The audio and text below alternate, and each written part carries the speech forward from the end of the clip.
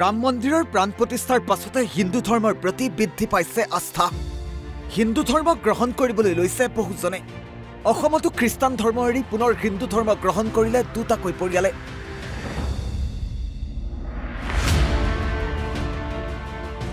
অতি শেহতীয়াকৈ ৰাম মন্দিৰৰ প্ৰাণ প্ৰতিষ্ঠাৰ পাছতে এতিয়া হিন্দু ধৰ্মৰ প্ৰতি আস্থা বৃদ্ধি পাইছে বহু লোকৰে। এই দৃশ্যটোলৈ ভালদৰে লক্ষ্য কৰক। হিন্দু ধৰ্মৰ ৰীতি নীতিৰে চলিছে এখন বিয়া। পূজাম গৃহীত ইয়াবৎ পূজা কৰোমি তাবৎ মম স্বস্তিৰো ভৱ প্ৰসন্ন ভৱ।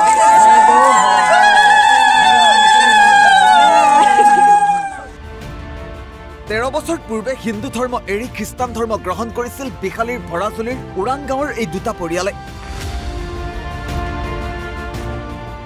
আৰু দীৰ্ঘদিনৰ পাছত পুনৰ হিন্দু ধৰ্মলৈ ঘূৰি আহিল এই পৰিয়াল দুটা। বলিন খেৰৱাৰ আৰু দিবেন খেৰৱাৰৰ পৰিয়ালে পুনৰ গ্ৰহণ কৰিলে হিন্দু ধৰ্ম। হিন্দু ধৰ্ম গ্ৰহণৰ পাছতে পূৰ্বে খ্ৰীষ্টান ধৰ্মীয় ৰীতি নীতি মতে বিবাহ পাশত আবদ্ধ হোৱা পতি পত্নীয়ে পুনৰ হিন্দু ৰীতি নীতিৰে অনুসৰণ কৰি বিবাহ পাশত আকৌ বহিলে। মই এটাই ক'ব বিচাৰিছো যে মই আগত খ্ৰীষ্টান ধৰ্ম আছিলো, লগতে মই এতিয়া মই দেউতাক চালো, এইখন মোৰ দেউতা। দেউতাক চাই মানে মই আগত সৰু বয়সত মই গৈছিলো, মেক্সিমাম মই 2007 মই খ্ৰীষ্টান ধৰ্ম লৈছিলো, আৰু এতিয়া চলি আছে মেক্সিমাম 2023। যিটো ধৰি মই 2024 চলি আছে। যিধৰণে মই কৰিলো কামটো, মই ইমান এটা বুজিব শক্তিটো নাছিলে বা মই বুজি নোৱাৰা আছিলো। এতিয়া শক্তিটো মানে আহি গ'ল, বুজা শক্তিটো। বুজা শক্তি পালো যেতিয়া মোৰ দেউতা এখন এতিয়া দেউতা যদি পূজা পাঠ কৰে তেখৰ মই যিটো দিয়ে দেউতা ভাগত এইটো মই খাব নোৱাৰো। তো মোক এই কথাটো মই ভাবি মই নিজকে নিজে দুখ পালো। দুখ পোৱাৰ উদ্দেশ্যে মই এতিয়া দেউতাৰ ওচৰত উভতি ঘূৰি আহিলো।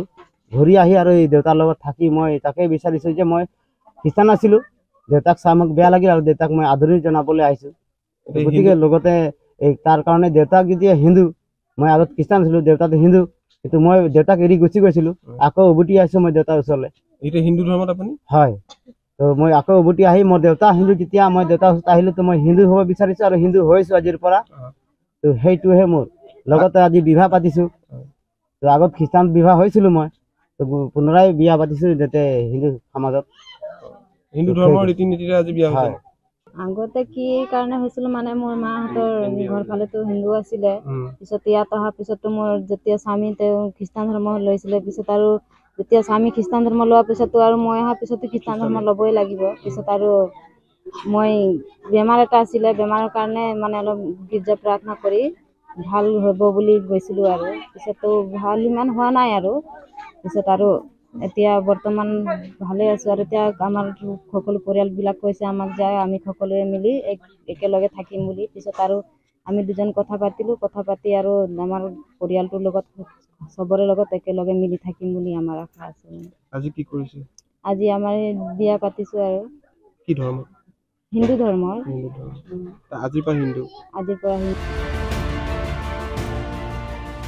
ভিডিঅ' জাৰ্নেলিষ্ট তাজেন ৰিজালৰ সহযোগত বিশ্বনাথৰ পৰা ত্ৰিবেণী বৰাৰ ৰিপৰ্ট, অসম লাইভ 24।